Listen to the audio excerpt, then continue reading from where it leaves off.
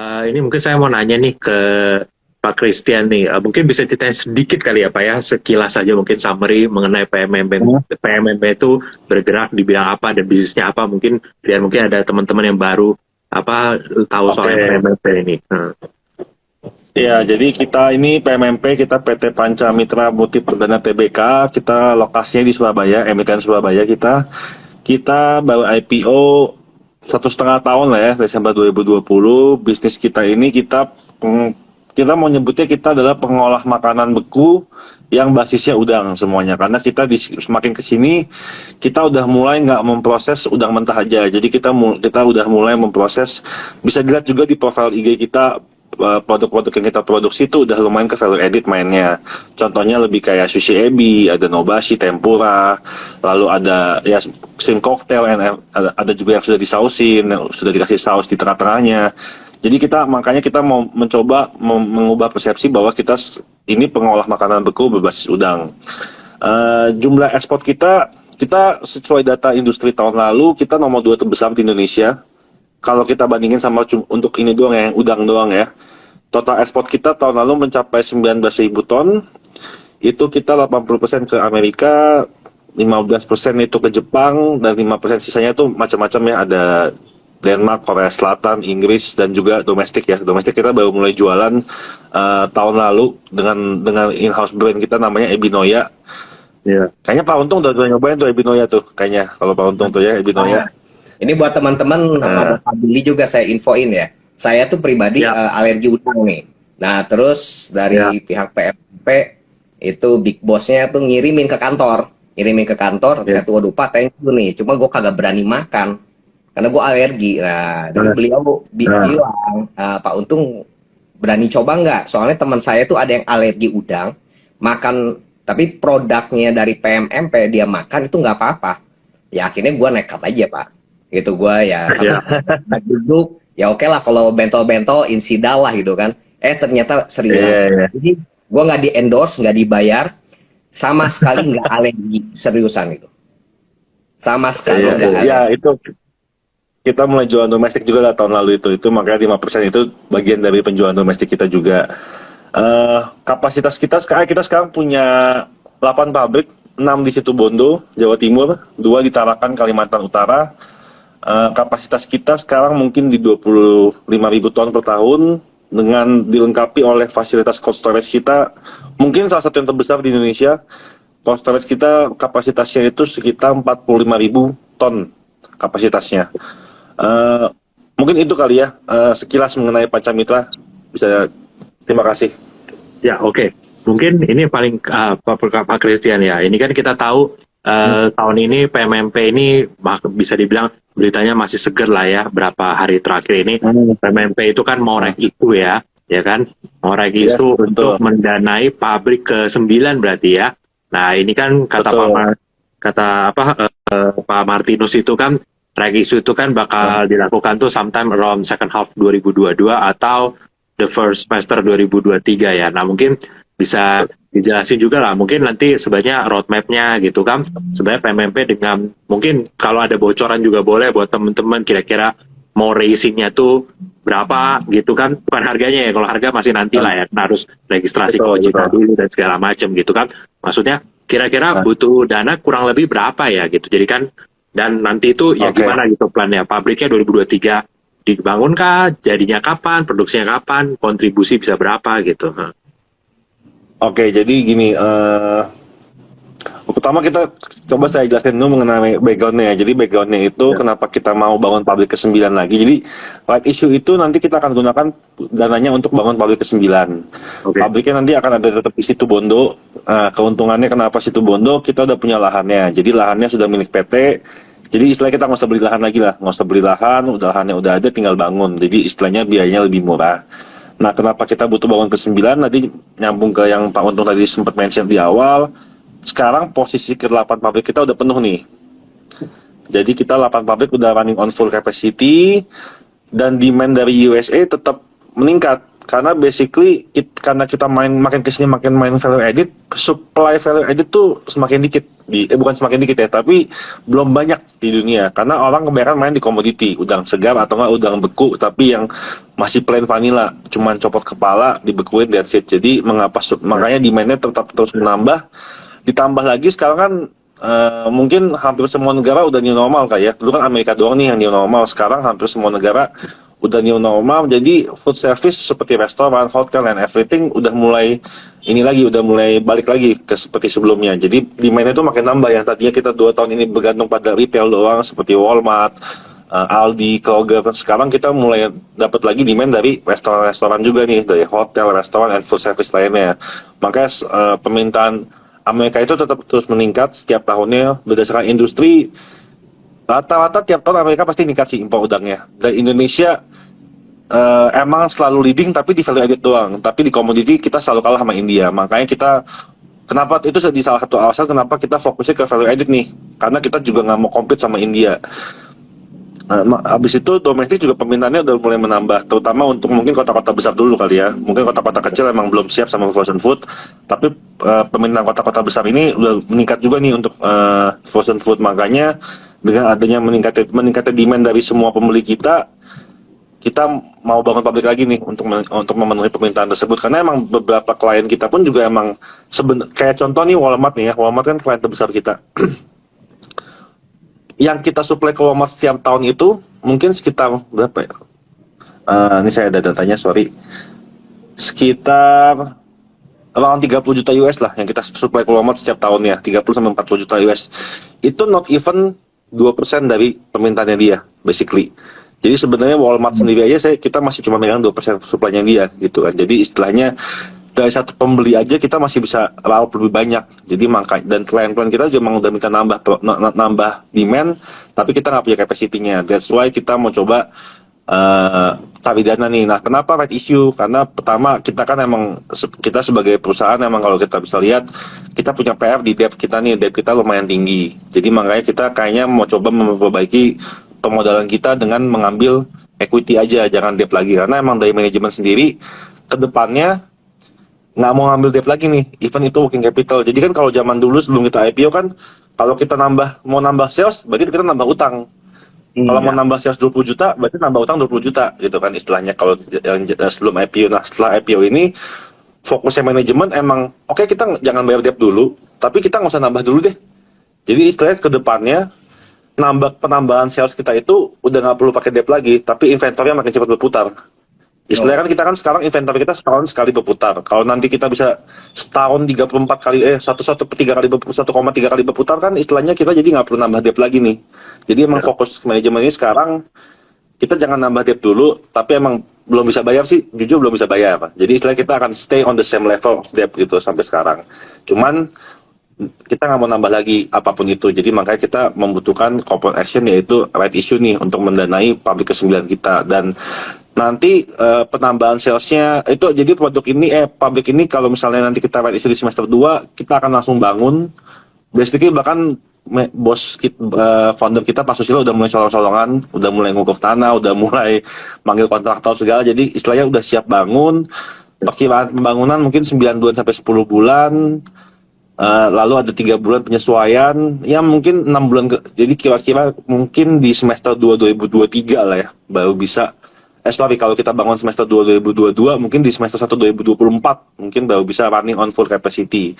Dan penambahan salesnya kira-kira kalau misalnya dia running on full capacity mungkin di angka 25 sampai 30 juta US dollar per tahunnya dari satu pabrik itu.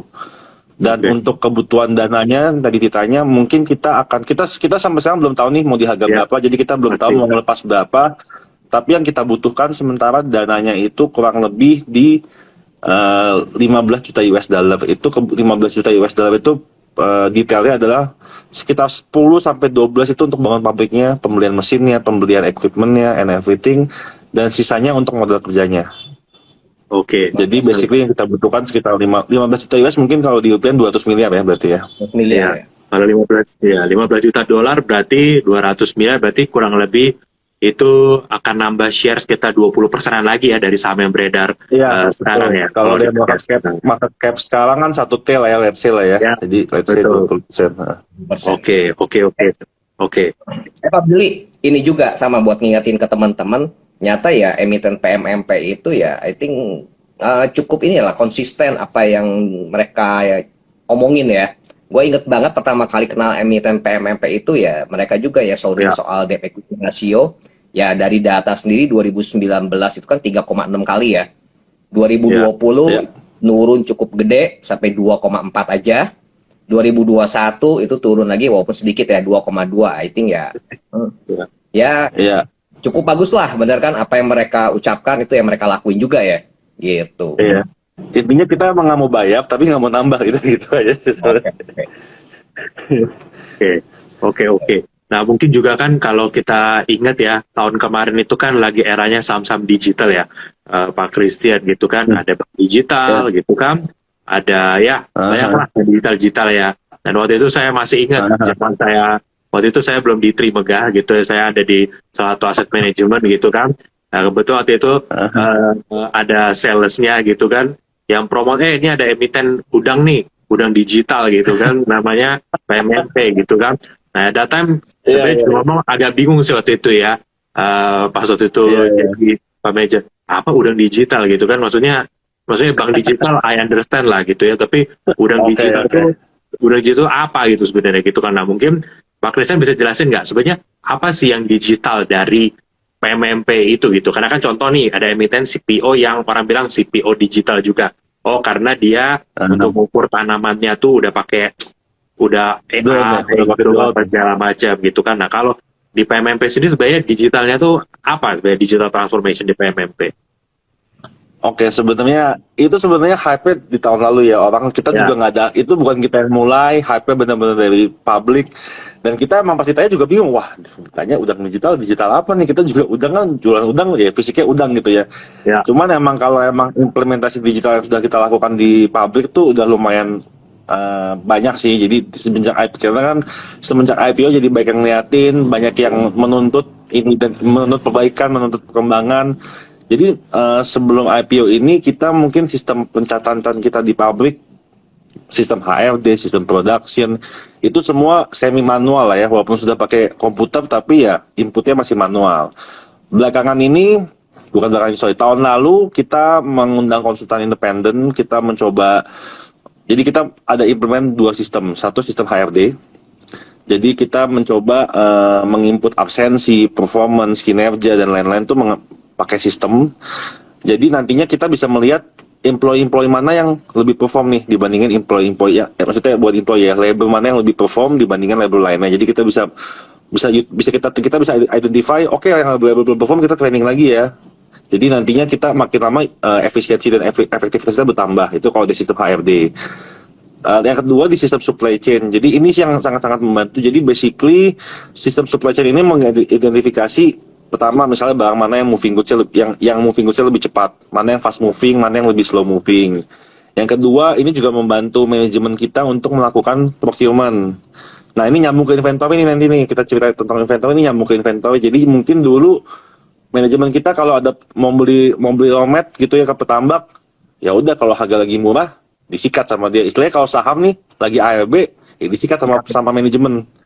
Ya kan ya, kalau namanya saham lagi, kalau namanya udang lagi ARB gitu kan.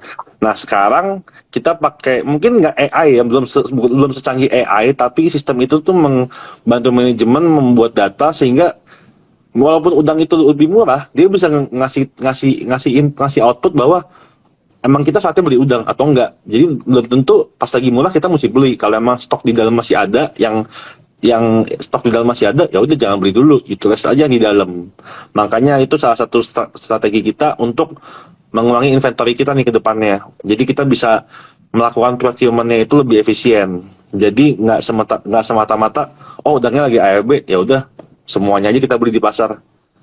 Istilahnya seperti itu lah. Kalau implementasi digital lah. Dulu sistem pengepul ya. Pokoknya lu yang oversupply ada yang nawarin sikat nggak? Nawarin murah sikat terus. Sistem feeling sebenarnya. Mungkin sistem feeling nggak selamanya salah ya. Kadang-kadang ada saatnya mungkin feeling itu betul kan ya.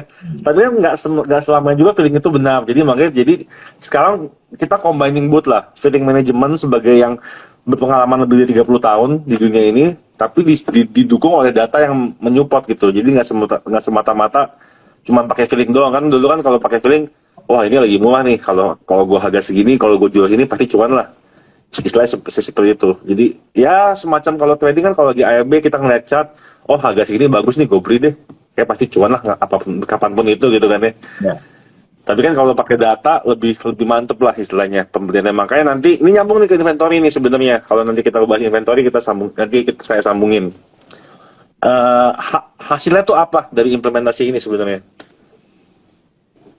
Oke. Apa mau langsung dibahas aja nih hasil dari langsung implementasi? aja. Ya, langsung aja kita. Nah, Inventory. Jadi kan tadi kan sebenarnya Pak Ono sempat mention ya mengenai inventory kita kan, sebenarnya janji kita kan mengurangi nih di tahun 2021, tapi kan kenyataannya malah nambah 169 ke 171 juta US. Tapi kalau kita breakdown lagi nih, sebenarnya kan di inventory itu kan ada bahan baku, ada barang jadi kan ya. Barang baku kita tuh berkurang. Tahun 2020 tuh barang baku kita 125 juta. Tahun 2021 bahan baku kita udah 100 juta. Istilah 25 juta udah kita pakai. Jadi istilahnya kita kalau beli, kita pembeliannya kita kurangin, kita gunain banyak kan di dalam. Yang itulah yang membantu dari sistem itu tuh. Jadi dia kadang-kadang, oh Pak belum butuh, ngapain beli, udah pakai di dalam dulu. Makanya kita bisa mengurangi bahan baku tuh dari 125 juta menjadi 100 juta. Tapi barang jadi kita kan naik dari 40 ke 61. Nah, kenapa barang jadi kita naik? Karena tahun lalu kan tahun dimana semua emiten kontainer kan berjaya ya. Di saat ada yang berjaya, pasti ada yang kalah nih. Nah, kita di sini yang kalah nih. Betul. Iya, makanya jadi, iya kan, namanya pasti kalau ada yang menang ada yang kalah. Biaya kirimnya ya. Makanya kontainer tuh, iya, tahun lalu tuh kontainer nggak cuma mahal, tapi juga susah didapat. Jadi makanya dibutuhkan waktu lebih lama untuk finish good kita bergerak. Ya. Yang mestinya finish good kita bisa bergerak dalam 1 bulan, dia bisa bergerak, dia mungkin sekarang butuh 2 bulan, butuh 2,5 bulan. Makanya finish good-nya mandek di cold storage. Untung kita punya cold storage, makanya kita bisa nyetok. Kalau kita nggak punya cold storage, wah itu mati itu, nungguin kontainer. Makanya tahun lalu harga udang juga jatuh. Karena pabrik-pabrik yang nggak punya cold storage, kalau belum dapat kontainer, dia nggak mau beli udang lagi. Dia nunggu dapat kontainer dulu, baru beli udang. Padahal petambak kan tiap hari juga ada aja yang panen. Iya, betul. Makanya ada bottleneck di pelabuhan. Makanya sempet tahun lalu crash tuh harga udang. Ya nggak crash sih sebenarnya, cuma turun 10%, 15%. Cuman ya buat kita ya lumayan 10%, 15% itu ya. Ya. Emang nggak bisa nambelin biaya kontainer, cuman ya lumayan lah. At least bantu dikit gitu loh dibanding nggak turun sama sekali. Makanya sebenarnya kalau ini normal dengan asumsi barang jadi kita nggak goyang nih dari 40 ke 61 tetap di 40, sebenarnya kita udah bisa turunin inventory itu 20 juta US tahun lalu. Oke. Yang which is lumayan besar ya, turunin 20 juta US dari 160 ya 1/8 gitu loh. Makanya sebenarnya ini tahun lalu tuh emang kita tuh emang celaknya satu di kontainer, tapi nyambungnya kemana-mana. Nyambung ke EBIT, nyambung ke EBITDA, nyambung ke inventory, nyambung ke semuanya. Cuman ada untungnya juga, yaitu raw mat jadi turun ya, harga raw mat ya. Dan ini kan satu dunia ya, jadi buyer kita juga telepon kita. Dulu tuh buyer cuma mau nerima di 3 pelabuhan lah, let's say cuma di New York, Savannah, itu Atlanta, itu di Georgia, Atlanta, sama West Coast lah, LA misalnya. Sekarang tuh mereka tuh udah kayak, udahlah Pak, ke pelabuhan mana aja lah Pak, kita jemput bolanya. Karena semua dunia juga kekurangan kontainer, nggak cuma kita ya, India, Vietnam, China, Thailand itu juga sebagai supplier udang ke Amerika yang paling besar tuh juga nggak bisa kirim ke Amerika barangnya. Untungnya tuh Pak Jokowi nggak lockdown kita, basically. Vietnam itu kan kena lockdown kan, sempat industrinya kan. India juga sempat lockdown industrinya. Untungnya tuh Pak Jokowi nggak nge-lockdown kita, jadi makanya kita masih bisa full operating tuh tahun lalu. Ya. Tanpa ada pembatasan. Ya.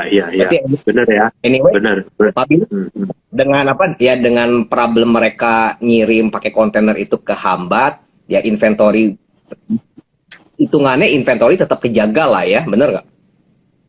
Kalau dengan problemnya kan, bener nggak? Hitungannya kalau kejaga lah. Ya teman-teman itu juga ada itu dari member Untung Stok juga, dia nanya kan Pak, itu mereka udah dari tahun kemarin ikutin PMMP. Ada beberapa juga member yang memang dia baca juga laporan keuangan soal inventory, itu juga ada yang nanya ke saya. Nah teman-teman ini udah dijawab ya sama Pak Christian ya, kenapa inventory turun gitu. Kayak udah clear ya.